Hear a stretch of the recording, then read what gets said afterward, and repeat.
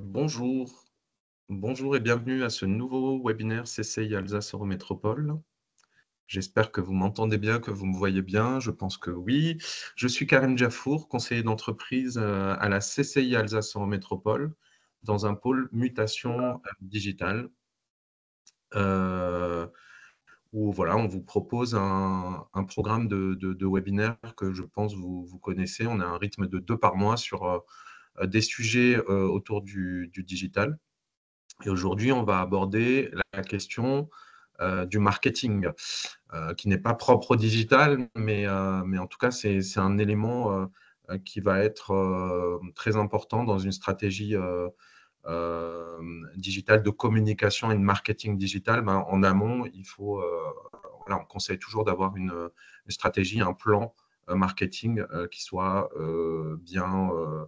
bien détaillé. Et donc, pour nous parler de tout ça, donc de lancer son marketing ou de relancer, hein, donc ça fonctionne également si on a des actions en place dans l'entreprise. J'ai le plaisir d'accueillir Vincent Esposito qui travaille dans une agence Memo Agency. Il va se présenter plus en détail. On va lui laisser la parole pour 40 minutes environ, 40-45 minutes, et puis on pourra prendre des questions à l'issue de sa présentation. Donc, n'hésitez pas, si vous le souhaitez, à poser des questions par écrit dans le chat, hein, dans l'espace de conversation. Donc, je vois qu'il y a déjà des personnes qui ont écrit, hein, qui ont écrit bonjour. Euh, Vous pouvez activer votre webcam, hein. Je pense que vous avez la possibilité de le faire. Sinon, je vous donnerai la possibilité de le faire, hein. Donc, n'hésitez pas, c'est toujours plus sympa. On pourra également activer les micros, mais plutôt en fin de présentation, hein, si vous voulez poser les questions à l'oral. La session est enregistrée, sera disponible sur la chaîne YouTube de la CCI. On vous enverra le lien à l'issue du webinaire. Et puis voilà, je laisse la parole à Vincent pour sa présentation. Super, merci Karim. Eh bien, bonjour tout le monde. J'espère que vous allez bien. Aujourd'hui, comme l'a bien introduit Karim, on va parler donc de marketing. J'espère que tout le monde voit bien mon écran. Ouais, c'est good. Donc, le guide mémorable pour lancer son marketing. C'est le sujet d'aujourd'hui. Effectivement, on va parler de lancer son marketing aussi bien pour des entreprises, des startups qui ont des idées et qui veulent construire quelque chose, comme des plus grosses entreprises qui se penchent simplement sur leur marketing, qui veulent le lancer ou le revoir de zéro. Donc, aujourd'hui, on va aborder différents points clés assez rapidement, parce qu'on a peu de temps. Donc, je vais essayer d'aborder des points qui, selon moi, sont très importants et qui sont souvent oubliés un peu du marketing, en tout cas du lancement marketing, de sa réflexion. Donc, on va essayer de tracer tout ça assez rapidement pour se laisser peut-être quelques questions à la fin de cette heure-ci. Voilà. Donc rapidement, pour me présenter, je suis donc Vincent Esposito, fondateur de Memo Agency, donc qui est une agence qui est basée à Montreuil, donc juste à côté de Paris. Et on accompagne tout simplement les entreprises dans leur marketing et dans leur branding, donc à développer leur marque, leurs actions, leurs messages, et tout simplement à aller vers leurs objectifs.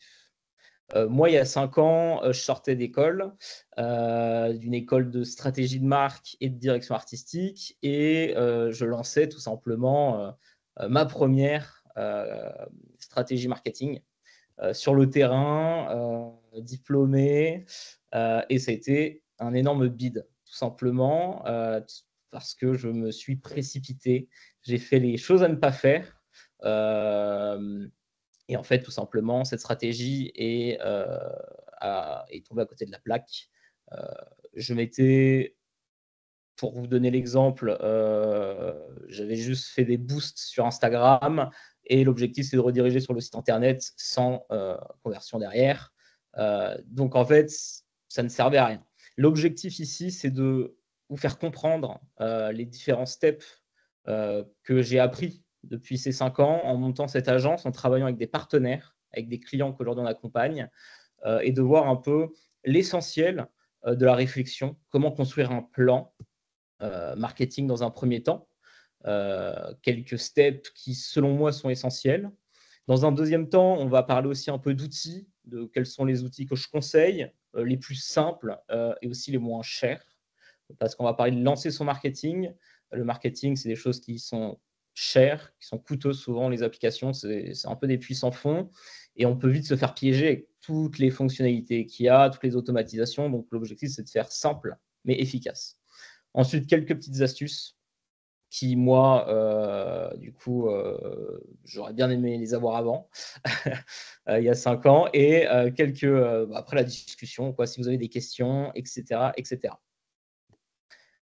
Donc, c'est parti. On va démarrer ce module rapidement. N'hésitez pas, effectivement, je vois que Karim relance dans les messages. Si vous avez des questions, n'hésitez pas à en mettre. Je vais essayer de les aborder en parallèle. Mais si jamais je ne l'aborde pas, on pourra en reparler à la fin. Je vais essayer quand même de dérouler un maximum la présentation. Pour vous tenir aussi informé, à la fin, je vous proposerai de vous envoyer le guide détaillé. Pour le coup, cette fois-ci, là, c'est vraiment un aperçu, une surface, mais un guide beaucoup plus détaillé, beaucoup plus profond de ce module. Donc, on va commencer par créer son plan marketing.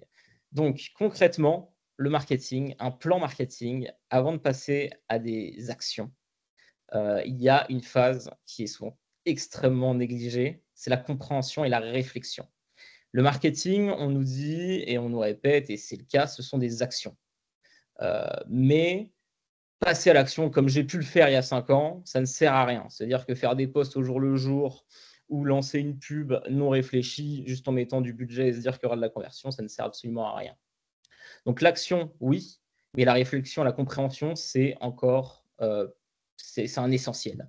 Concrètement, je vais revenir un peu sur la définition du marketing pour que ce soit un peu plus clair pour tout le monde.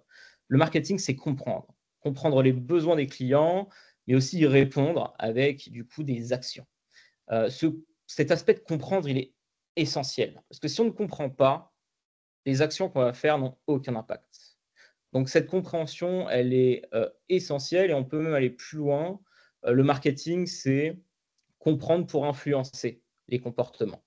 C'est ça l'objectif du marketing aujourd'hui. C'est de connaître au mieux sa cible pour proposer des actions qui vont soit faciliter l'achat, soit créer l'achat, soit créer l'abonnement, soit créer le lien avec la marque. Et le branding, deuxième point extrêmement important que nous, chez Memo Agency, on met vraiment en avant, c'est vraiment tout ce qui tourne autour de le lien que la marque a avec ses clients. Donc, ça va passer notamment par l'identité, les couleurs, mais pas que. Ça va aussi aller plus loin que ça, le branding. Ça va être aussi de l'appartenance. Ça va être aussi des mots, etc., etc. Et en fait, les deux sont extrêmement reliés parce que le marketing dépend du branding et le branding dépend du marketing. C'est-à-dire que le marketing, c'est les actions qu'on va renvoyer. Et le branding, ça va être la connexion, l'émotion qu'on va coller sur notre marque. Donc, si on a un bon branding, notre marketing sera plus performant, tout simplement. Et si on n'a que du branding et qu'on n'a pas de marketing, c'est-à-dire qu'on n'a pas d'action mis en place. Donc, j'ai essayé de ranger un peu des mots sur le marketing et le branding, et on obtient du coup marketing, c'est comprendre, actionner et influencer. Et le branding, c'est émotion, connexion, et aussi quelque chose qui est important selon moi, la raison d'être choisi. Donc cette raison d'être choisi, on va l'aborder un peu après sur un module qu'on a développé chez Memo Agency et qui va vraiment faire une différence, en fait, tout simplement cruciale dans chaque entreprise. D'abord, sur le plan, pour construire notre plan marketing, on va passer sur des classiques. J'en ai pas mis trop, mais l'analyse SWOT est super intéressante. Je pense que vous connaissez tous ce qu'est une analyse SWOT, mais tournée d'un point de vue marketing. Donc concrètement, pour faire un petit recap pour ceux qui ne connaissent pas forcément, l'analyse SWOT, c'est divisé en 4 parties. Force, faiblesse, opportunité, menace. Tout le monde l'a déjà peut-être un petit peu fait ou entendu parler pour créer un business. Souvent, c'est un tips un peu de commercial. mais on peut aussi très bien l'appliquer pour un plan marketing. C'est super intéressant parce qu'en fait, ces 4 points, c'est des points qui s'appliquent à tout. Donc, si vous voulez lancer votre marketing, il est super intelligent, voire même votre entreprise, vous relancez votre marketing, c'est super intelligent de revoir ces 4 piliers. Donc, les forces, par exemple, identifier les avantages que vous avez par rapport à vos concurrents. Donc, ça peut être une approche innovante, ça peut être que vous soyez une startup ou que vous existez depuis 40 ans. C'est une force. Et cette force, en l'analysant grâce à ce SWOT, vous allez pouvoir tout simplement l'intégrer au centre de votre plan marketing. Si vous n'utilisez pas vos forces, vous ne serez pas plus fort que les autres. Tout simplement, vous serez comme les autres. Il suffit que votre branding soit moins bon et donc vous êtes moins bon que tout le monde. Donc vraiment, identifiez vos forces. Même si vous êtes en lancement et que vous n'avez pas de produit, quelle est votre force? Est-ce que c'est cette innovation que vous avez? Et à l'inverse, si vous êtes une entreprise qui existe depuis longtemps et qui lance tout juste son marketing ou qui avait un marketing qui ne fonctionnait pas, posez-vous sur vos forces réelles. Ensuite, on a les faiblesses. Les faiblesses, par exemple, sur une entreprise qui se lance, ça va être les ressources, le budget, l'argent. Le marketing, ça coûte très cher, notamment la publicité. Et ça peut être une faiblesse comparée à des concurrents qui mettent 100, 200, voire 1 million d'euros par mois sur de la ads. Donc, il faut en être conscient. Et en marquant ces faiblesses, on va pouvoir rebondir dans le plan stratégique pour trouver des solutions B. C'est-à-dire qu'effectivement, vous ne serez pas un concurrent sur le plan publicitaire, mais vous pouvez être plus fort ailleurs. Les opportunités, extrêmement importantes sur un plan marketing, parce que les opportunités, on va parler aussi des tendances, de savoir où vous pouvez vous accrocher, notamment avec ce nouveau monde du digital. Moi, je vous invite à faire une veille constante des outils, des plateformes, des réseaux sociaux pour être au courant de tout et pouvoir en fait saisir des opportunités. Et les menaces, forcément, ça va avoir quel risque en fait vous pendonnez vis-à-vis de ce plan de communication, de marketing, voir un peu quels sont vos concurrents qui vous font de l'ombre et essayer en fait de ne pas être dans leur ombre, mais d'être à côté, à la même hauteur qu'eux. Donc vraiment, cette analyse SWOT, elle va permettre de poser des piliers forts, de savoir quelles sont vos forces, vos faiblesses, là où il ne faut pas aller, et des opportunités, c'est-à-dire essayer d'innover, d'aller vers de l'avant grâce à de la veille, etc., etc. La deuxième méthode, après le SWOT, c'est la méthode SMART. La méthode SMART, ça sert à définir concrètement des objectifs clairs, mesurables et réalisables. C'est assez simple aussi. Il y a juste un pilier en plus. C'est spécifique, mesurable, atteignable, réaliste et temporel. Là, concrètement, vous avez vos forces, vos faiblesses, opportunités, menaces. Vous avez un peu un global de ce que vous pouvez déployer ou non. Maintenant, fixez-vous un objectif. Suite à cet objectif-là, on pourra monter un plan. Donc, comment on se fixe un objectif? La méthode SMART est bien pour ça. Est-ce qu'on va pouvoir, grâce au S de spécifique, déjà se le fixer sans ambiguïté et sans s'éparpiller? Ça veut dire, par exemple, augmenter le nombre de clients inscrits à la newsletter, qui est un objectif, par exemple, assez intéressant pour une entreprise qui se lance, qui veut voir s'il y a de l'intérêt, qui n'a pas encore son produit et qui va peut-être vouloir derrière faire une précommande. Donc, ça peut être ça, comme ça peut être pour une entreprise déjà installée, augmenter son chiffre d'affaires ou son trafic en ligne ou sa conversion sur un bouton précis, etc., etc. Donc, définir un objectif clair. Ensuite, mesurable. Là, ce qui est intéressant, et c'est l'une des grosses erreurs aussi, c'est de ne pas mesurer son objectif. Ça veut dire qu'effectivement, augmenter le nombre de clients inscrits à la newsletter, si je lance tout un plan marketing dessus, je ne peux pas savoir si mes actions ont été efficaces ou non si je ne les mesure pas. Donc, on va se fixer, par exemple, un objectif de 500 abonnés à la newsletter en 3 mois. Donc, on a mesuré notre objectif. Atteignable et réaliste, c'est aussi pour recadrer, on va dire, votre objectif. Donc, éviter d'être trop ambitieux et notamment faire le lien avec le SWOT, c'est-à-dire vos faiblesses. Effectivement, si dans vos faiblesses, il y a tout un aspect budgétaire qui est compliqué, etc., il faut vraiment le mettre en relation avec ce côté réaliste et les ressources que vous avez. Donc, revoyez à la baisse, par exemple, un petit peu vos chiffres et augmentez mois après mois. Et temporel, forcément, il faut une temporalité pour tout objectif. Donc, fixez Moi, je conseille 2 à 3 mois pour du marketing. Ça prend toujours un petit peu de temps pour générer des résultats, pour entraîner, par exemple, des campagnes, etc. Et là, vous avez, entre guillemets, votre objectif qui est clair et qui est mesurable. Obtenir 500 abonnés en 3 mois à la newsletter. Voilà. Donc ça, je l'ai vérifié et je l'ai rendu réaliste grâce à mon SWOT aussi, qui me fait part de mes faiblesses, par exemple, en termes de budget. Voilà, j'ai très peu de budget, etc. Donc 500 abonnés en 3 mois, ça me paraît raisonnable. Maintenant qu'on a ce plan-là, on va pouvoir passer à quelque chose d'extrêmement important, l'étude utilisateur. Donc, qu'est-ce que c'est l'étude utilisateur? Ça va être des interviews quantitatifs et qualitatifs. Ça, que vous soyez en lancement d'entreprise ou une entreprise déjà bien implantée, et pour avoir bossé avec des marques mondialement connues, elles en font toujours. Les études utilisateurs sont extrêmement importantes. Le marketing, comme je vous l'ai dit, c'est comprendre. Comprendre le comportement, comprendre les besoins. Et en fait, ces études, qu'est-ce que c'est? Il y en a 2 sortes. Il y a les études qualitatives. La plus importante, selon moi, pour le moment, sur ce module, puisque c'est on va dire, la moins coûteuse, c'est par exemple aller voir ses proches, s'asseoir et discuter, leur poser des questions. Donc, tout simplement, créer un formulaire. Un formulaire qui a parlé voilà, de votre objectif, de votre marque, de vos messages, de votre prix aussi. Vous pouvez parler de tout et de rien et en fait, tout simplement, vous fixer au marché. Avoir des premiers retours avec vos proches, puis ensuite élargissez. C'est-à-dire que l'un de vos proches va peut-être connaître quelqu'un qui serait potentiellement la cible et vous allez pouvoir creuser votre cible. Le deuxième, c'est l'étude quantitative. Celui-ci, c'est j'envoie un mail, un formulaire à beaucoup de gens qui semblent être ma cible et j'ai plein de données. Donc, pareil, super intéressant pour récolter de la data et comprendre tout simplement les gens, notre cible, s'ils achèteraient, s'ils n'achèteraient pas, quel âge ils sont, etc. Donc, en fait, ces études-là, elles permettent quoi? Elles permettent de comprendre, d'avoir de l'information.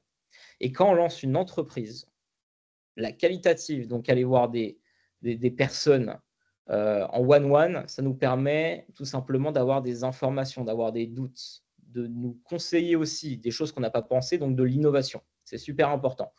Et en nous confrontant à plusieurs personnes, vous allez passer d'une solution, on va dire théorique, à une solution qui va pouvoir être mise sur le marché, qui va avoir un message qui va être compris aussi des gens. Tout l'interview quantitatif, lui, va vous permettre d'avoir des données. Est-ce que ça va être plus les hommes qui vont acheter mon produit? Est-ce que plus des femmes, etc. Derrière, pour du marketing, c'est de l'or. Parce qu'encore une fois, le marketing, c'est comprendre, segmenter et actionner. Mais quand on a un marketing en place, ce genre d'interview est aussi super intéressant. Forcément, on peut aller voir nos proches parce qu'on a plus de moyens, mais on va pouvoir tout simplement aller cibler, aller attraper des utilisateurs, soit déjà nos clients, soit des personnes qui rentrent dans nos personas, et on va pouvoir en fait tout simplement mener des interviews sur des points forts et comprendre, tout simplement comprendre et pouvoir aussi innover son propre produit. Et pareil sur le quantitatif, ça, c'est encore d'actualité, même pour beaucoup de marques qui, voilà, avant de lancer des produits, font des tests même récurrents, et en fait, tout simplement récoltent les avis pour ajuster le marketing et le branding constamment. Ce qui est bien avec ces études-là, c'est que vous allez pouvoir mettre à jour votre SWOT et votre SMART si besoin. C'est-à-dire qu'effectivement, vous aurez quelques retours, quelques optimisations. Et vous pourrez donc dresser ou actualiser vos personas. Le persona, qu'est-ce que c'est rapidement? C'est des fiches types de votre cible. Donc, c'est des portraits qui vont être vos clients ou à l'inverse, je vous invite à le faire, votre pire client. C'est intéressant de le connaître. Ça va vous permettre de pouvoir en tirer pas mal de choses, de savoir où ne pas aller, etc. Par exemple, le client qui sera fan de votre concurrent. Pour une entreprise qui se lance, les personas seront essentiels et la plupart du temps, dans les modules, on vous dit oui, le persona, c'est vous mettez nom, prénom, ce qu'il aime faire, son âge et point final. Ça ne sert à rien. Ça n'a jamais aidé personne. Mais par contre, un persona que vous dressez suite à un SWOT, un SMART, puis à une étude utilisateur, que ce soit avec des personnes autour de vous ou à plus grande échelle avec une entreprise, là, c'est des personas concrets. Des personas qui vont avoir une importance, qui sont basés sur des données. Et là, c'est intéressant d'avoir ce genre de persona. Donc effectivement, si vous n'en avez pas, vous pourrez en créer. Si vous en avez déjà, ça sera l'occasion de l'actualiser, parce que les personas évoluent avec leur temps, leur génération, etc., etc. Et le dernier point, c'est le brand thinking.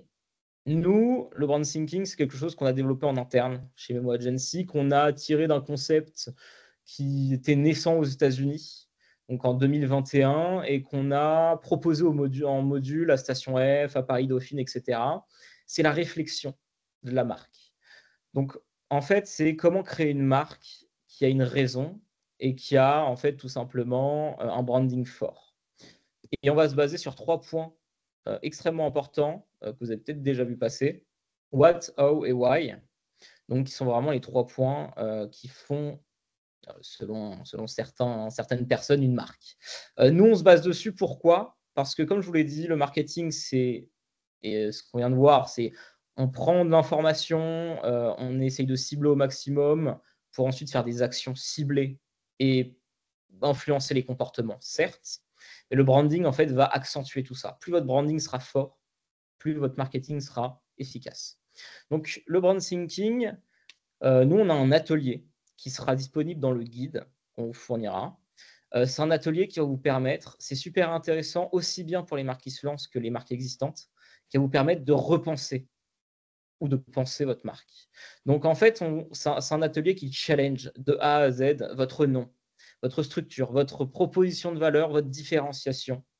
Et en fait, on va vraiment passer sur ces 3 mots, what, how et why, qui vont vous faire réagir, réfléchir, et on va vous challenger au maximum sur cet atelier.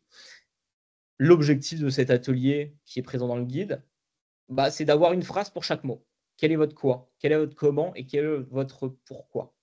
Avec ces 3 mots, vous allez pouvoir en fait tout simplement définir derrière une identité claire, des messages clairs, un wording clair, et vous allez pouvoir aussi actionner. En fait, ça va très bien se marier avec votre plan marketing. Quand vous avez un pourquoi, quand vous avez une différenciation claire, quand vous avez un quoi, en fait, tout simplement, vous avez une feuille de route qui vous permettent de réfléchir à 1000 à l'heure sur votre marque. Donc, d'un côté, vous avez avec le SWOT, SMART, Persona et vos interviews, toute une substance marketing qui va vous être ultra efficace, aussi bien pour les créations d'entreprises que pour les entreprises qui existent. Comme après, tout ce côté brand thinking qui, lui, va permettre, entre guillemets, de créer une marque qui a de l'impact, qui est cohérente et qui va, en fait, tout simplement multiplier le ROI de votre marketing. Donc ça, je ne vais pas pouvoir entrer vraiment dans les détails dedans, malheureusement, mais il sera dans le guide, donc n'hésitez pas à le récupérer. Donc voilà, c'est ce que je vous expliquais. On a nos limites, on a nos forces, on a un objet. Ce qui est bien, c'est qu'on a un objectif clair, mesurable et réaliste. Donc c'est obtenir ces 500 emails en 3 mois. Ok, j'ai pas beaucoup de budget, j'ai des personas parce que j'ai fait mes interviews. Donc je sais à peu près qui sont les personnes qui pourraient m'acheter. On m'a donné quelques idées. J'ai revu un petit peu la structure, mon nom qui n'était pas très clair. Et grâce au brand thinking, j'ai une marque qui a un quoi, comment, pourquoi fort et qui va permettre de fidéliser les gens, de me suivre. Donc, on va passer tout simplement à cette construction de stratégie. Et on va parler donc de tunnel de conversion. Le tunnel de conversion, qu'est-ce que c'est? C'est vraiment un parcours. Un parcours, on va emmener les prospects et l'objectif, c'est de les faire grimper d'étape en étape, pour en tout cas descendre. Si on parle d'entonnoir, on parle souvent d'entonnoir aussi de conversion. Donc, on va le faire descendre. Donc, l'objectif du tunnel de conversion, j'ai mis 2 schémas qui représentent bien, c'est de faire passer des gens d'inconnus à clients, voire ambassadeurs. C'est ça le but d'un tunnel de conversion. Et l'objectif, c'est de prendre à chaque fois tout le travail qu'on a fait en amont et de faire ce tunnel de conversion en fonction de notre objectif. Donc, par exemple, là, aujourd'hui, on doit avoir 500 abonnés à notre newsletter en 3 mois. Comment je vais créer mon tunnel de conversion? Quel contenu je vais envoyer? À quel moment? À qui? Donc, pour rentrer un peu dans le détail du tunnel de conversion, on voit il y a 4 gros blocs. C'est attirer, convertir, engager, fidéliser. Attirer, forcément, ça va être des inconnus. Ça va être du contenu que l'on envoyé en masse. En masse, à la plus de personnes possible pour toucher. Ensuite, l'objectif, c'est que ces inconnus soient concernés par le sujet, soient intéressés. Donc, on les convertit en visiteurs par un clic, par un formulaire ou quoi que ce soit. Et puis, ces visiteurs, il faut qu'on les transforme en prospects. Et c'est là où le marketing intervient vraiment. C'est ce côté de prospect. On va voir pourquoi. Quand on dit un prospect, c'est que concrètement, le marketing a récupéré des informations sur vous. Et comme je vous l'ai dit, le marketing, c'est comprendre, c'est avoir les informations pour pouvoir influencer vers le comportement. Et ensuite, une fois qu'ils sont prospects, il y a tout un travail qui va tourner, d'email, de workflow, d'alerte, de réduction de contenu pour les transformer en clients. Et le branding, le marketing encore, va essayer de les fidéliser parce que les meilleurs clients sont déjà nos clients. À droite, on a un deuxième tunnel, vous avez déjà vu peut-être ces termes, qui montre aussi le type de contenu en fonction du niveau dans l'entonnoir de marketing. Donc, on voit que en fait, en haut de l'entonnoir, au milieu de l'entonnoir et en bas de l'entonnoir, on n'a pas du tout les mêmes contenus parce que le marketing, les comportements ne sont pas les mêmes. Et c'est ça qui est intéressant de comprendre. En haut de l'entonnoir, concrètement, on va avoir de l'information, livre blanc, blog, réseaux sociaux, on va avoir du contenu qui va avoir pour but d'attraper, comme on l'a vu, d'inconnu à visiteur. Au milieu de l'entonnoir, c'est plus du contenu qui a apporté de la valeur quasi même presque personnelle et sur le sujet ciblé. C'est-à-dire qu'on sait que la personne a vu notre contenu, est intéressée par notre contenu et donc on va pouvoir aller plus loin avec lui. Et après, le bas du tunnel, c'est des prospects, et des prospects même chauds. Et donc, eux, on va envoyer du contenu qui va pouvoir les convertir concrètement en clients. Donc, avec des études de cas, des avis, des réductions, etc., etc. Donc, on voit qu'il y a vraiment différents comportements. Et ça, il faut vraiment qu'on adapte notre plan à notre objectif. Donc, on avait un objectif simple. Moi, je n'ai pas voulu compliquer les choses. L'objectif, c'est que ça soit clair. On va faire quelque chose d'extrêmement simple. On veut 500 abonnés à notre newsletter, donc pas besoin de partir dans tous les sens. On va partir sur 3 points très forts, la visibilité, l'engagement, la conversion, donc notre tunnel de vente. Pas besoin d'aller plus loin dans la fidélisation, etc. Bon, ça, c'est un travail à faire, mais pour plus tard. Visibilité, qu'est-ce qu'on a entre les mains? Comme je vous l'ai dit, moi, je n'ai pas de budget, un petit peu pour de la campagne, mais pas plus. Donc, on va intégrer forcément un petit peu de ads, comme prévu. Du social media, parce que ça, c'est gratuit et c'est une force phénoménale. Et du SEO. Du SEO, ça ne coûte rien, c'est de la rédaction d'articles et c'est de la stratégie moyen-long terme. Donc, SEO, pour ceux qui ne sont pas forcément familiers, c'est du référencement naturel. Ça, c'est comment je vais pouvoir toucher un maximum de personnes. Social media, quand les gens sont sur les réseaux sociaux, tout simplement, quand ils mettent leur temps dessus. De la ads, ce qui est bien, c'est que je vais pouvoir cibler grâce à mes personnages. Je vais pouvoir dire à Meta, par exemple, de cibler ces personnes-là. Donc, ce qui est bien, c'est que Meta va prendre mon argent et va le montrer aux personnes que je veux. Donc, c'est cool. Et SEO, donc référencement naturel, ça, c'est des gens qui vont rechercher sur Google des questions auxquelles je réponds sur mon blog, etc. Et donc, qui vont venir naturellement. Ces gens, ils vont naturellement être emmenés sur 2 endroits qu'il faut que je crée, parce que je ne les ai pas encore. Mes profils réseaux sociaux, c'est-à-dire que si quelqu'un tombe sur l'un de mes posts, il va sûrement aller visiter ma page, ou même sur ma campagne ads, il va aller voir ma page. Ou sinon, et ça c'est mon objectif, ils vont aller sur ma landing page. La landing page, c'est une page de site internet qui est prévue pour, entre guillemets, amener un call to action, qui sera du coup le formulaire. C'est mon objectif. Donc, il y a ces 2 choix, landing page ou profil. Et ensuite, en conversion, on a aussi 2 possibilités. Soit la personne qui est sur la landing page s'en va du site, il a le droit. Soit il s'inscrit à mon formulaire et c'est gagné. Là, on a un prospect qui s'est inscrit et ça y est, j'ai commencé à remplir mon objectif. Sinon, il y a le deuxième cas. S'il est sur le profil, soit il s'abonne, soit il va sur le site et donc il retourne sur la landing page, soit il s'en va aussi, il a le droit. Donc nous, on voit que c'est le formulaire qui nous intéresse, dans tous les cas, même si des abonnements sont toujours bons à prendre, mais ça ne remplit pas mon objectif. Donc voilà un peu Le plan que je dois mettre en place, c'est vraiment le plan minimal que je dois mettre en place pour simplement arriver à bout de mon objectif. Pas plus, pas besoin d'aller plus loin, pas besoin d'aller faire du RP, pas besoin d'aller challenger le monde, etc. Soyons simples et efficaces. Maintenant, on va parler en fait tout simplement, maintenant que j'ai ce plan-là, qui est clair, je vais voir un peu les outils, les moyens que j'ai et que je dois mettre en place pour activer tout ce marketing. Tout d'abord, c'est créer ou recréer votre identité visuelle. Donc, quand on lance une entreprise, forcément, il faut en faire une. Quand on en a déjà une, on peut la repenser, se repositionner. Et ça, c'est grâce au brand thinking qu'on a vu tout à l'heure, qu'on a survolé, euh, qui vous remet un peu en question sur des choix que vous avez faits qui ne sont pas forcément stratégiques. Donc, vous avez la possibilité de relifter votre identité pour qu'elle soit plus pertinente, plus forte, et aussi vous différencier, donc avoir des meilleurs résultats. Comme je vous l'ai dit, le branding et le marketing vont de pair. Donc, si vous avez une bonne identité visuelle, elle ne fera que de meilleurs résultats sur votre marketing. Donc, pour ça, vous avez plusieurs choix pour faire votre identité visuelle. Vous avez Canva, qui est un logiciel qui est très bien, qui, si je ne dis pas de bêtises, vous livre même des logos, des couleurs, des typos. Cependant, attention, ça ne sera pas unique. Voilà. Donc, vous allez pouvoir vous munir d'une entité qui est bien pour du test, pour du lancement, pour de la maquette. Mais si vous voulez vraiment si vous voulez vraiment vous battre avec vos concurrents ou vous lancer, vous n'aurez pas de résultat, vous n'aurez pas de performance. Ensuite, une agence. J'aurais pu mettre aussi un freelance.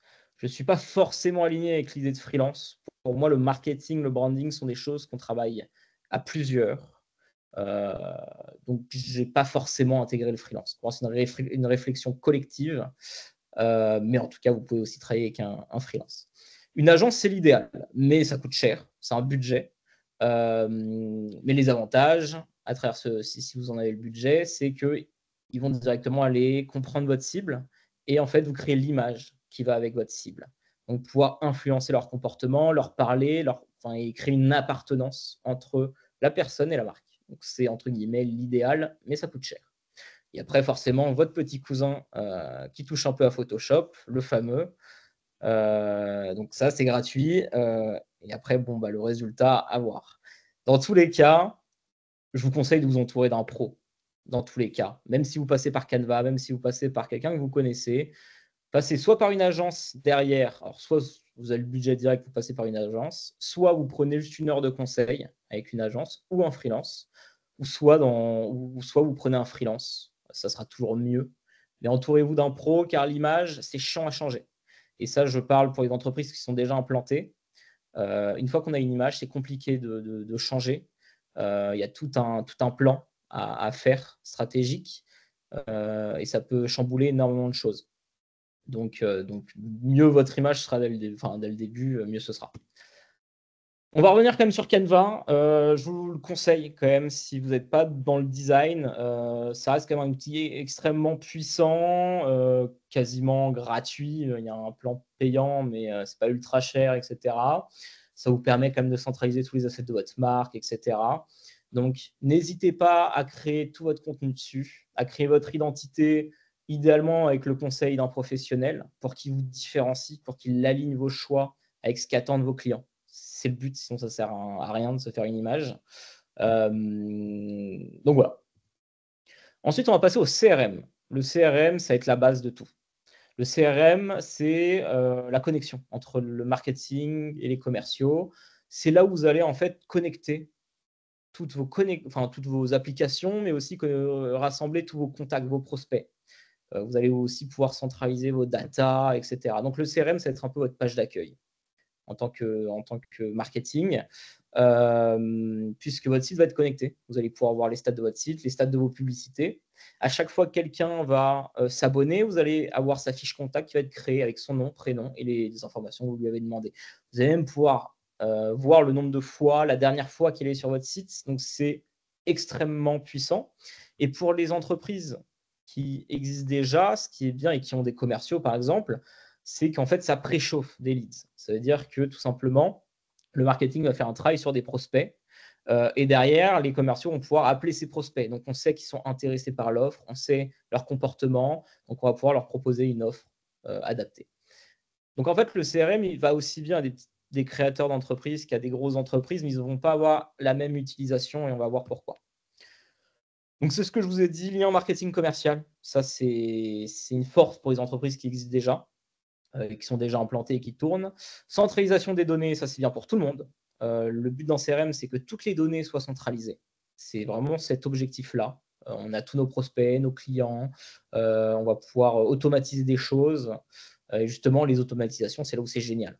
C'est qu'on va pouvoir, par exemple, si quelqu'un s'abonne à ma newsletter, je vais pouvoir faire partir une séquence de mails. C'est-à-dire qu'il y a un mail qui va partir, personnalisé, etc., etc. Donc, c'est l'avantage d'un CRM et c'est un indispensable pour faire du marketing. Évidemment, quand on parle de CRM, on va parler d'HubSpot, qui est le leader sur le marché et qui est malin puisqu'il commence gratuitement. Donc, c'est intéressant quand même à la fois pour les lanceurs de business que pour les entreprises implantées. Mais c'est aussi un piège parce que plus on avance, plus on a besoin de fonctionnalités et HubSpot les fait payer très cher. Donc ça, il faut faire gaffe. Mais dans un souci, si on prend notre exemple où j'ai peu de budget, ça reste quand même intéressant pour moi qui veux avoir mes 500 abonnés, puisque HubSpot est extrêmement complet. C'est l'un des plus complets. Il propose la version gratuite et il a un plan à 25 € par mois qui s'appelle le Marketing Starter, si je ne dis pas de bêtises, qui va permettre de débloquer pas mal de fonctionnalités, comme le emailing et quelques automatisations qui vont largement nous suffire pour la plupart des plans marketing. Donc, je vous conseille HubSpot aussi. Pourquoi? Parce que la force d'un CRM se fait aussi sur ses connexions. Plus un CRM va pouvoir se connecter à vos applications externes, comme votre site internet, vos ads et plein d'autres choses, en fait, plus il sera puissant. HubSpot, aujourd'hui, c'est l'un des plus gros CRM qui propose aussi le plus gros panel, le plus gros catalogue pour se connecter avec les applications. Donc aussi, pareil, pour éviter de payer derrière des logiciels d'automatisation, parce qu'en fait, qu'est-ce qui se passe? Si vous utilisez, par exemple, une application qui ne peut pas se connecter à votre CRM, vous devez utiliser des logiciels comme Zapier ou Make, qui sont entre guillemets des outils d'automatisation qu'il faut payer en plus pour faire cette connexion. Donc, en fait, plus vous allez choisir un CRM complet de base, moins vous allez avoir de problèmes. Après, on a des alternatives moins complets, mais qui sont gratuits et qui pourront faire l'affaire. Il y a Notion, qui est un outil assez extraordinaire, où vous pouvez organiser votre CRM. Vous pouvez faire plein de choses d'ailleurs. Et il y a Folk, je ne sais pas si vous connaissez, Folk qui pareil est une sorte de CRM qui va un peu plus loin, qui ont fait une mise à jour, qui est aussi gratuit avec un plan payant et qui peut même enrichir, si je ne dis pas de bêtises, les numéros de téléphone, etc., qui reste quand même beaucoup plus accessible que HubSpot, mais qui est moins complet. Donc, de toute façon, nous, on va rester sur HubSpot pour cette démo et de toute façon, je le recommande parce que vraiment, cet accès gratuit est vraiment bien. Ça permet d'accéder à un CRM vraiment complet et après, pour 25 € par mois, ce qui reste quand même assez raisonnable, vous avez quand même pas mal de fonctionnalités que beaucoup d'applications ne peuvent pas avoir sur un seul logiciel. On va parler donc de création de formulaires. Ça, c'est l'un des outils les plus importants du marketing. C'est pour ça que là, sur notre plan, on a à avoir 500 inscriptions en 3 mois. Donc, il nous faut forcément un formulaire. Et pourquoi on veut 500 inscriptions? Parce qu'on va tout simplement récolter des données. On en a déjà avec nos interviews, donc c'est bien. Maintenant, on va pouvoir en récolter sur le terrain, sur de la cible qui sont issues de publicités ou de réseaux sociaux. Donc, c'est encore plus intéressant. Le formulaire, c'est quelque chose de génial et HubSpot le propose. La construction personnalisée de formulaires. Donc, vous allez pouvoir demander toutes sortes d'informations. L'objectif d'un bon formulaire, attention, c'est de ne pas trop en mettre non plus, ou en tout cas de penser le parcours pour ne pas ennuyer la personne. Vous allez voir, et il faudra contrôler ça dans vos KPIs.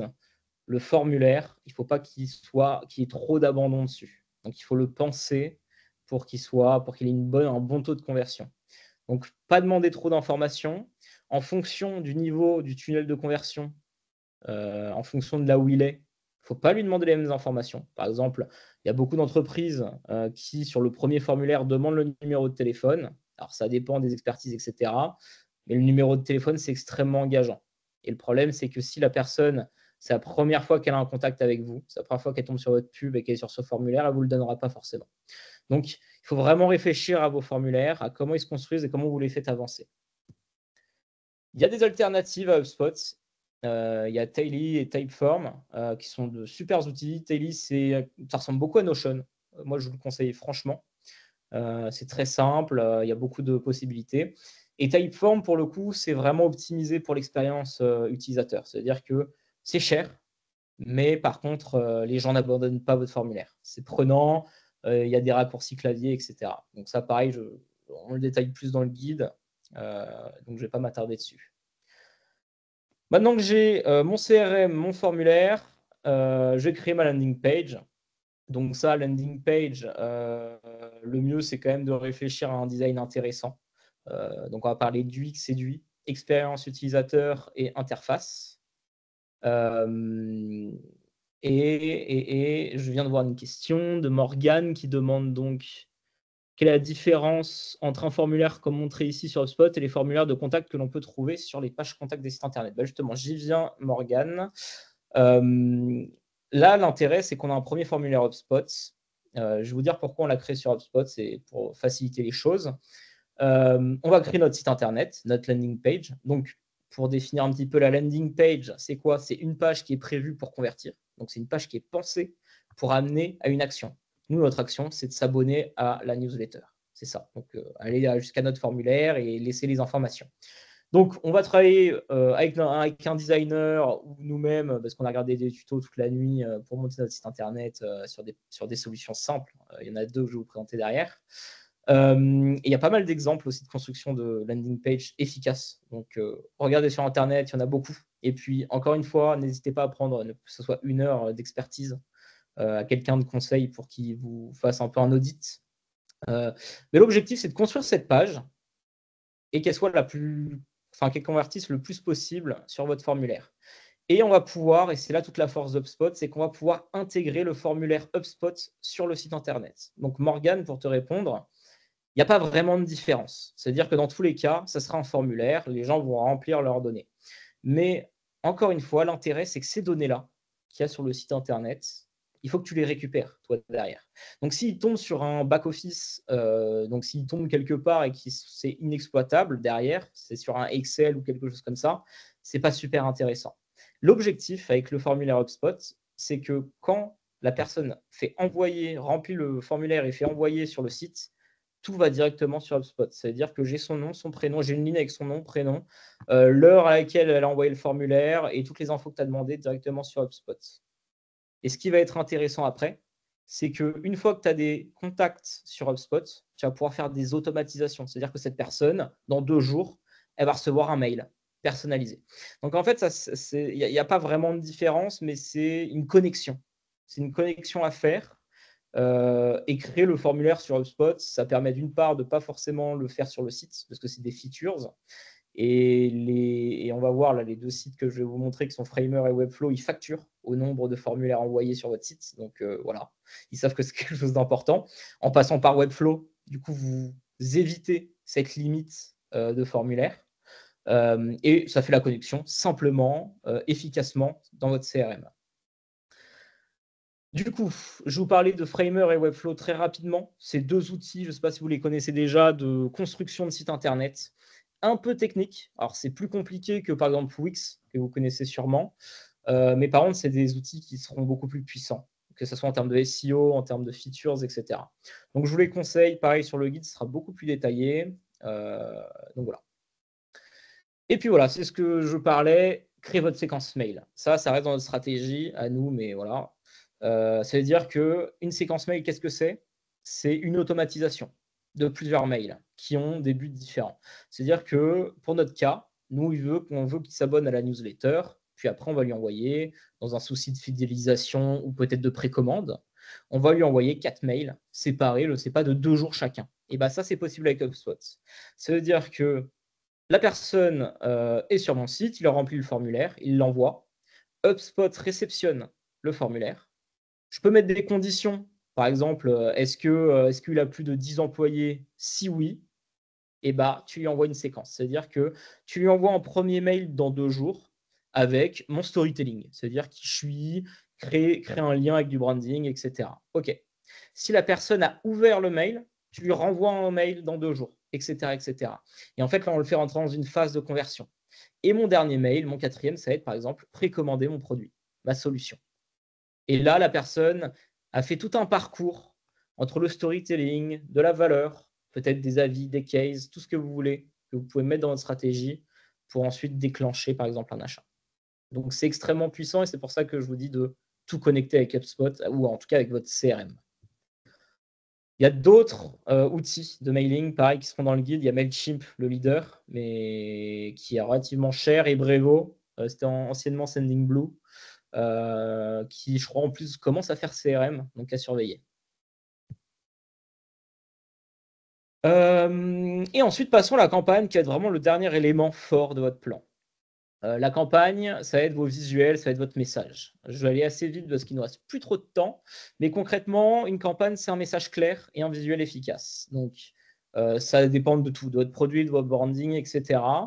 On va reprendre l'exemple de Spot, parce que je suis tombé dessus il n'y a pas longtemps, donc je l'ai screen, mais c'est simple, efficace. On a justement ce que je vous parlais, le côté gratuit, qui est l'un de leurs gros points forts et qui a un truc, c'est un piège, hein, qu'on se le dise, mais qui est très fort. Ils ont une identité qui est propre à eux. Ce qui est fort, c'est qu'eux, ils ont le orange. On voit qu'il n'y a pas forcément beaucoup d'éléments graphiques, mais c'est aussi ça que je veux vous montrer. C'est pas besoin d'avoir une démo visuelle comme on a là avec de la 3D, etc. On peut très bien avoir quelque chose de simple, mais d'identifiable. Donc, on a un message qui est clair, on a un visuel qui est clair, on a une publicité qui va être efficace.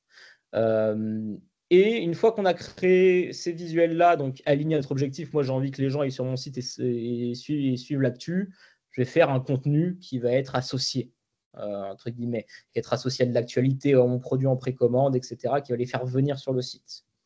Et cette campagne, simplement, je la set up sur Meta. Donc ça, pareil, je ne peux pas rentrer dans les détails, comme beaucoup de choses, mais l'objectif, ça va être de faire de la publicité, parce que dans mon plan, j'en ai intégré un petit peu, en plus de ma communication réseaux sociaux. Donc de la publicité, ça je vous conseille sur Internet pour regarder tout ça. Il y a beaucoup, beaucoup de vidéos, ou encore une fois, de prendre 1 heure d'un expert qui va pouvoir le faire avec vous. L'objectif, c'est de montrer ce visuel concrètement aux personnes idéales. Donc chaque euro dépensé, ça sera ce visuel qui sera montré à votre cible. Donc c'est super intéressant, ça mange beaucoup d'argent, mais on sait que c'est les bonnes personnes en face de la bonne proposition et des bons visuels. Et évidemment, les réseaux sociaux, et notamment les vidéos, donc sur TikTok, les Reels. Donc ça qui ne coûte pas grand-chose, et c'est ça qui est super intéressant comparé aux ads. Donc ça, l'objectif, c'est vraiment de faire un lien avec votre campagne. Ça veut dire que si vous avez ce genre de visuel de campagne, essayez sur vos réseaux sociaux de tourner autour de ces visuels-là. Créer une cohérence de marque et créer un message global. Il ne faut pas que votre marque ait des messages chaque fois différents. Donc, essayez de tourner autour de cet univers-là. L'objectif sur vos réseaux sociaux, c'est d'optimiser vos profils. Parce qu'encore une fois, notre objectif, c'est quoi? C'est que les gens remplissent des formulaires. Donc, pour ça, il faut qu'ils aillent sur notre site.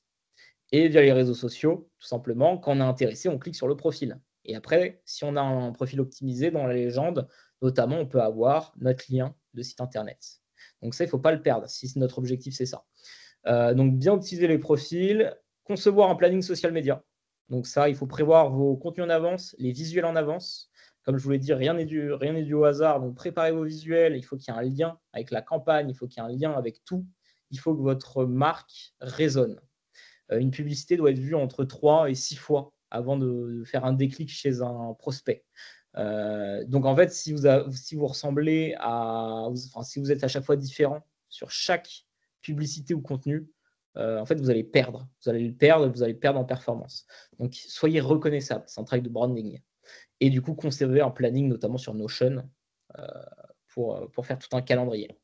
Et miser sur la vidéo, je ne vais pas trop m'attarder dessus, ce n'est pas le sujet, mais la vidéo qui est un petit, qui est le contenu le plus performant pour toucher un maximum de personnes. Et rapidement, si vous voulez vidéo, c'est dans le guide aussi. CapCut pour du montage vidéo, je vous le donne si vous ne l'avez pas. Voilà, sur TikTok, etc. On va parler KPIs, l'élément ultra important. Pourquoi? Parce que là, on a tout ce qu'il faut. On a la landing, on a les réseaux sociaux, on a une campagne qui va tourner avec un petit budget, on a tout ce qu'il faut. Avec un bon branding. Mais si je ne suis pas toutes les datas, tous les résultats qu'il y a au fil des jours, au fil des semaines, au fil des mois, en fait, tout ce que j'ai fait, ça ne sert à rien. Donc, en fait, c'est là où aussi, soit tu es malin, c'est qu'il y a un dashboard où vous pouvez centraliser un peu les datas que vous voulez. Donc, si tout est connecté correctement, avec Spot, vous n'avez plus rien à faire. Vous avez juste à surveiller un peu vos indicateurs. Donc, concrètement, ça sert à quoi les KPIs? Notre KPIs, par exemple, nous, on aimerait suivre, par exemple, le taux de conversion de notre formulaire. Voir si les gens, quand je dis taux de conversion de formulaire, c'est voir si les gens remplissent le formulaire en entier et l'envoient. Est-ce qu'ils abandonnent ou non l'inscription? Et bien ça, c'est des choses qu'on peut surveiller et c'est des choses qu'on peut améliorer. Et c'est l'intérêt des KPIs. Donc si mon taux de rejet sur mon formulaire, il est de, je sais pas, 70%, c'est-à-dire qu'il y a 70% des gens qui commencent le formulaire et qui arrêtent, c'est que mon formulaire est pourri. Et donc, mais ça, c'est pas grave. Justement, c'est des infos super importantes à avoir et c'est l'intérêt de suivre les KPIs. Donc, je vais faire un formulaire plus court et je vais le tester. Et là, si je passe à 30%, c'est-à-dire que 70% l'envoient le formulaire, et ben, c'est intéressant et je fais du ROI. Donc, en fait, ça sert à ça, les KPIs, c'est du suivi. Que ce soit sur vos visuels de campagne, vous pouvez changer la couleur de fond, vous pouvez changer la phrase d'accroche, vous pouvez changer beaucoup de choses et en fait calculer, mesurer. C'est extrêmement important. Pareil, ça c'est les KPI, c'est toute une partie à part dans le guide. Mais c'est ce qui va faire de vous un bon ou un mauvais marketing. Parce que en fait, quand on lance un plan marketing, de base, il n'est pas forcément rentable, mais il faut apprendre à le rendre rentable, en fait, tout simplement en l'optimisant. Voilà. Donc, quelques tips, j'ai essayé de boucler assez rapidement. Ne voyez pas trop gros pour lancer votre marketing ou relancer votre marketing une fois de plus. Comme on l'a vu là sur le petit plan que j'ai fait, c'est pas un plan, c'est pas une stratégie extrêmement développée. C'est des choses très basiques, mais qui vont faire le travail. Ce qu'il faut savoir, c'est que le marketing, c'est des équipes entières qui travaillent dessus. Et moi, il y a 5 ans, comme je vous racontais un peu au début, je m'étais un peu perdu aussi dans tout ça. Je voulais trop en faire et finalement, j'avais quasiment rien fait parce qu'il y avait trop de choses à faire. Donc, ne voyez pas trop gros, allez droit au but, d'où l'intérêt de la méthode SMART. Vous avez un objectif, alors mettez en place les actions qui mènent à ces objectifs et rien d'autre. Vous aurez déjà assez de travail à optimiser, comme je vous ai dit, avec les KPIs, etc. Si par erreur, vous lancez tout, voire même par malheur, vous lancez plein de choses à droite à gauche, vous serez incapable de surveiller vos KPI, vous serez incapable de réagir sur les erreurs. Et si vous avez des bugs dans vos automatisations, en fait, vous avez toute une campagne qui tourne et qui part à la catastrophe. Ne pas croire au buzz. Alors, oui et non. J'aime bien mettre cette phrase parce que, en tant que marketing, créateur de contenu, etc., quand on passe du temps sur la création, sur un planning réseaux sociaux et compagnie, on veut poster nos vidéos et que on regarde toutes les 10 minutes les résultats et qu'on se dise il faut qu'il y ait 200 000 personnes qui vont on poste, alors que souvent c'est plutôt 300 ou 1000 ou des petits résultats en tout début. Il faut pas avoir cette attente de buzz immédiat.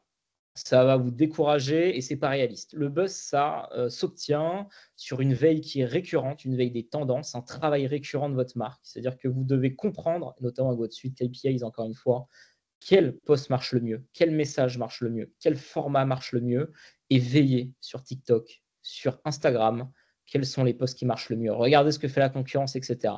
C'est un travail qui est long, c'est un travail sur le moyen long terme, mais vous verrez que le buzz, c'est pas du hasard. C'est pas je crée mon compte TikTok, je fais une vidéo et je buzz. C'est un travail. C'est un réel travail de faire du buzz. Et voilà, il ne faut pas avoir cette attente dès le début. Le formulaire, un outil précieux, je ne vais pas trop m'attarder. Comme je vous l'ai dit, c'est l'un des outils marketing que je trouve le plus puissant. Et que quand on lance son marketing, c'est le seul truc qu'on doit mettre en place, limite, avec les quelques trucs que je vous ai montrés. Parce que vous obtenez de l'information. Vous avez des prospects. Vous n'avez pas juste des visites. Ah, j'ai eu 20 000 visites sur mon site internet, mais ça ne sert à rien parce que je ne sais pas qui c'est. Là, vous avez des noms, des prénoms, des gens qui sont intéressés et des informations sur eux. Donc, le formulaire, l'outil le plus redoutable pour vous. Après vos KPIs, ça, je vous en ai un peu parlé. Ça sera un peu plus détaillé dans le guide. Mais c'est ce qui fera de vous, comme je vous ai dit, un bon plan marketing, en tout cas en optimisant vos ROI. Et poursuivre vos études Qualis, Quanticalis, c'est vraiment le dernier tip que je vous donnerais. Même les très grosses entreprises aujourd'hui continuent à le faire. Je peux citer Burger King ou même des marques de luxe. S'intéresser, comprendre. Donc que vous soyez en lancement d'entreprise ou une entreprise déjà installée, continuez à faire ces études. Vous allez pouvoir faire évoluer vos personas, vos objectifs SMART, SWOT, votre branding, mais aussi trouver de l'innovation. C'est-à-dire que les gens vont avoir des attentes. Ah, vous ne faites pas ça, est-ce que j'ai vu une solution qui le faisait, et pouvoir en fait tout simplement innover au sein de votre solution, de votre produit. Donc, continuez constamment à faire ces études-là. C'est extrêmement important. Et donc, voilà. En fait, l'objectif, à travers ce très rapide tour global de ce guide, c'est de vous montrer qu'avec peu d'argent, on peut lancer ou relancer tout simplement un marketing qui est simple et efficace, qui est clair. Pas besoin de prévoir un budget à 6, 7, 8 000 euros, mais avec un HubSpot à 25 euros par mois, un Framer à 20 euros par mois, plus un petit budget pub, donc ça peut être 200 euros ou 100 euros, ou plus, ça dépend vraiment des budgets qu'il y a. En fait, tout simplement, on peut atteindre des objectifs comme avoir 500 abonnés à sa newsletter et ses 500 potentiels clients. Après, on peut faire tourner de la newsletter avec, on peut continuer à générer du contenu. Après, il y a plein de choses à faire. Et c'est vraiment vous montrer que le marketing, il ne faut pas s'y perdre. Il faut être clair dans ses décisions. Et il faut aussi avoir cette vision marketing branding. Donc, vraiment penser aux deux composants qui vont se marier et qui vont, entre guillemets, vous permettre d'avoir un bon ROI. Donc effectivement, on allait un petit peu vite parce qu'il y a beaucoup de choses à dire, beaucoup de choses à dire. Le principal, c'est que je vous ai quand même abordé un peu, selon moi, la structure qu'il faut adopter pour tracer, en fait, on va dire, un plan marketing. Après, chacun a son cas personnel, chaque entreprise a ses besoins, ses objectifs. Ce ne sera jamais la même pour chaque entreprise. Donc à vous de la tester, à vous de voir, de retracer un peu les étapes, voir si vous les avez déjà faites ou si vous les avez jamais faites. Et dans tous les cas, moi ce que je vous propose, c'est d'obtenir le guide, pour le coup, qui sera beaucoup plus détaillé, qui rentrera un petit peu plus dans les détails quand même. Donc je vais vous l'envoyer, je vous envoie le lien rapidement dans les commentaires. Dans les commentaires, oui, dans la conversation Teams, pardon. Donc, c'est un petit formulaire. Vous voyez comme quoi le formulaire, l'outil le plus intéressant. Donc, si vous êtes intéressé, n'hésitez pas à le remplir. Ça va vous prendre 30 secondes. Et vous recevrez d'ici quelques jours ce fameux guide qui vous détaillera quand même un petit peu plus ce qu'on vient de voir.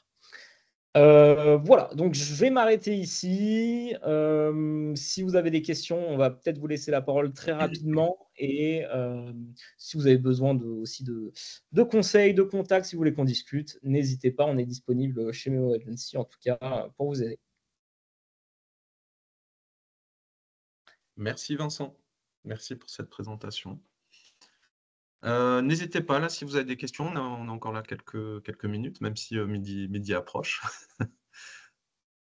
Vous pouvez, je crois que vous pouvez activer vos micros, hein, donc si vous voulez poser vos questions à l'oral ou alors à l'écrit, hein, c'est comme vous le souhaitez. Bonjour, j'ai pas du tout compris comment on récupère l'endroit où on met son nom pour pouvoir avoir après le petit guide. C'est dans la conversation Teams, là où il y a les commentaires des personnes, enfin de tout le monde. Conversation, afficher Ouais. les conversations. Et non, j'ai envoyé un petit lien qui s'appelle justement Tailis, un des outils dont je vous ai parlé. D'accord, je vais essayer de le trouver. Oui, ça y est, je vois le lien, merci. De rien. Yes. Alors, bonjour à nouveau, j'avais de nouveau une petite question. C'était rapidement pour revenir sur les réseaux sociaux. Ça va Oui. peut-être paraître un petit peu bête, mais comment on fait pour justement avoir une présence sur les réseaux sociaux quand on est un petit peu nul, qu'on prend des photos moches, qu'on ne sait pas se servir d'Instagram et qu'on ressemble à rien en vidéo? Alors, c'est une très bonne question et que je n'ai pas forcément pu aborder durant ce petit webinaire. Il y a en fait tout ce travail de veille à faire. C'est-à-dire que ce qui va être dur pour tous les gens du marketing et notamment du design, c'est de faire des belles choses et de voir que les vidéos font 100 vues. En fait, ce qu'il faut comprendre, sur les réseaux sociaux, c'est qu'il n'y a pas besoin d'aller trop loin. Comme je vous l'ai dit, pas besoin de partir dans de la 3D, dans des choses trop esthétiques. Effectivement, s'il y a une caméra, une bonne lumière, bon, selon des stats, mais souvent c'est des gros chiffres, ça va optimiser vos vues, vos partages, etc. Mais la plupart des vidéos qui explosent ne sont des vidéos entre guillemets que d'amateurs. En fait, là où ils sont forts, c'est dans la construction de la vidéo. C'est pas dans la qualité graphique, dans la qualité du message marketing, c'est dans la construction de la vidéo. Ça, dans le guide, on en parle. C'est comment, en fait, tout simplement, sur une vidéo de 20 secondes, comment la construire. C'est-à-dire qu'on va avoir une accroche de 3 secondes qui va permettre d'arrêter de scroller. C'est l'un des trucs les plus importants. Ensuite, on va avoir le contenu, etc. Et en fait, pas besoin de prendre de belles photos, pas besoin de prendre de bonnes vidéos, pas besoin d'être le meilleur interlocuteur du monde. Il y a des techniques simples, et c'est bête à dire, mais très simples, on va dire, pour optimiser ses performances sur les réseaux sociaux. Après, en tant que marque, effectivement, si vous avez du mal à faire, par exemple, du design, etc., c'est un peu plus compliqué, parce qu'une image de marque, ça se gère, ça se développe, ça se fait vivre. Et ça, c'est toujours mieux d'avoir un graphiste en interne ou quelqu'un qui puisse développer avec vous. Ok, merci beaucoup.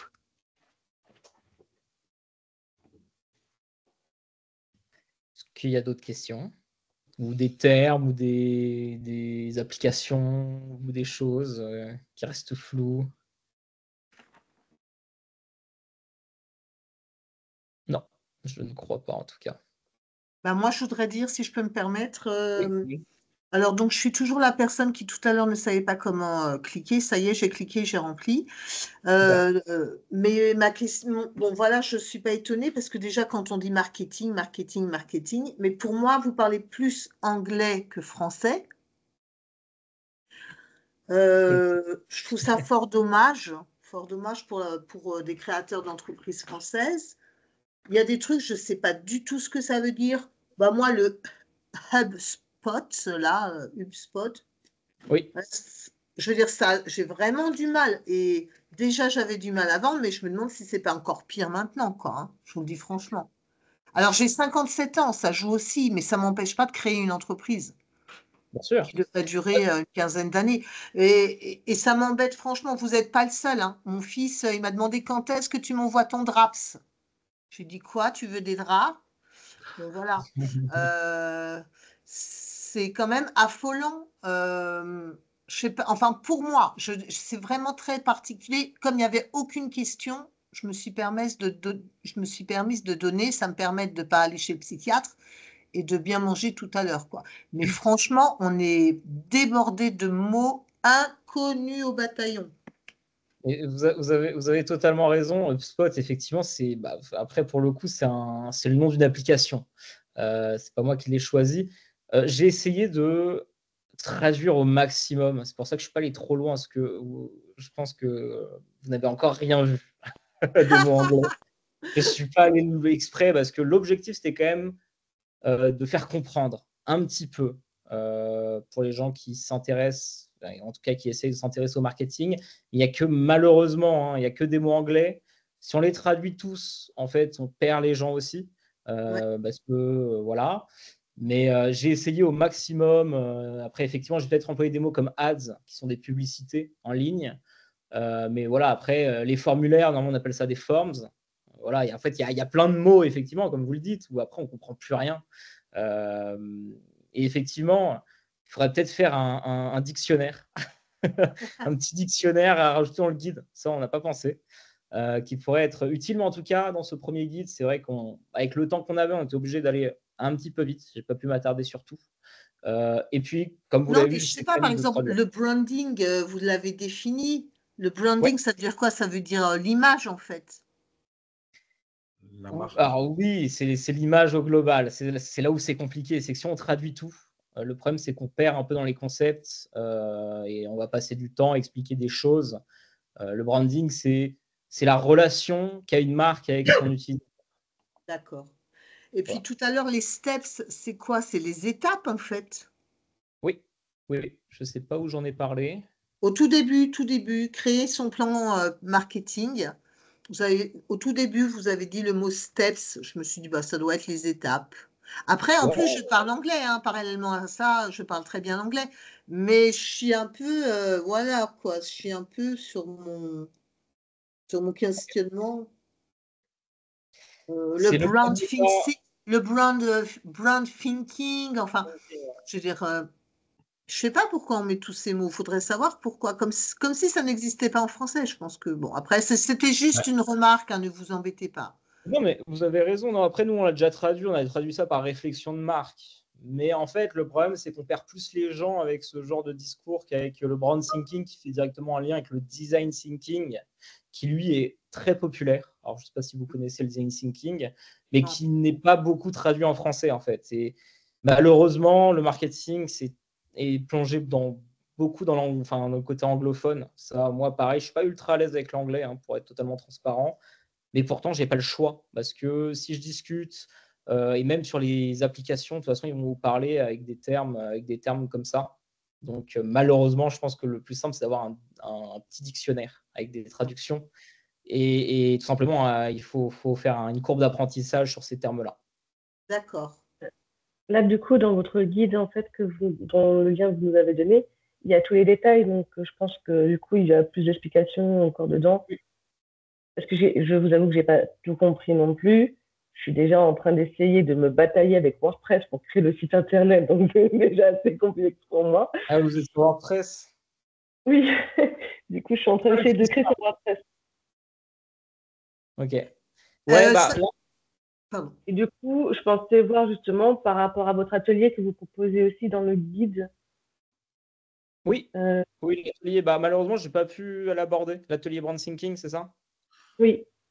Oui. Ça, Après, c'est. je me permets d'intervenir aussi pour dire que à la CCI, on peut également vous accompagner. On peut avoir un premier entretien pour échanger avec vous et, euh, et voilà, aborder tous ces thèmes, toutes ces questions et vous donner, voilà, vous aller un peu plus loin dans la sensibilisation parce que l'objectif de ce webinaire, c'est vous sensibiliser aux usages digitaux et voir comment le digital peut vous aider à développer votre activité. En fait, c'est ça le but. Hein. Donc, voilà, on est à votre disposition. Hein. Vous pouvez nous contacter. Je vais vous mettre l'adresse mail dans la conversation pour qu'on Oui. puisse voilà, échanger et voir comment on peut vous aider dans votre activité, dans vos projets.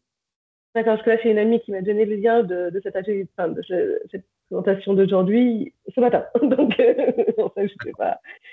Mais du coup, je vais vous contacter par mail. Je vous remercie beaucoup. Ouais. De toute façon, je pense que là, quand vous allez reprendre, par exemple, la presse, c'est des steps. C'est des steps tout bêtes à suivre. Comme vous avez vu, si là, vous êtes en création de site internet, si votre objectif premier, par exemple, je reprends l'exemple que j'avais mis dans la presse, c'est d'avoir des prospects, d'obtenir leur mail, en fait, il y a juste à suivre un peu cette presse. Vous allez voir, il y a toute la méthode pour construire le plan, donc SWOT, SMART, ça c'est les deux méthodes, plus ensuite les interviews utilisateurs, quali-quanti, donc qualitatif, quantitatif, plus le brand thinking, ça on va vous fournir dans le guide. Voilà, déjà vous avez votre première base. Ensuite, vous allez voir le plan que j'ai créé qui n'est pas super complexe. Voilà, et après vous développez les outils. Donc vous êtes déjà en train de faire votre site internet. Ensuite, vous allez faire votre formulaire que vous allez intégrer sur votre site. Ensuite, vous allez, j'imagine, faire un petit plan réseaux sociaux, savoir quoi publier et quand, et faire un petit visuel publicitaire, si vous voulez, en tout cas toucher plus de personnes et atteindre notre objectif avec un budget fixé, etc., etc. En fait, c'est un peu ça que je voulais montrer et quels outils en fait mettre en place aussi en parallèle. D'accord. Merci beaucoup. Ok, merci Vincent. Je pense qu'on va conclure là-dessus. Hein. Ouais, merci à vous. Merci à Vincent, merci à tous les participants, toutes les participantes. On a un dernier webinaire de l'année à la CCI. Alors la date, je ne l'ai plus exactement, je crois que c'est le 5 décembre sur la facturation électronique.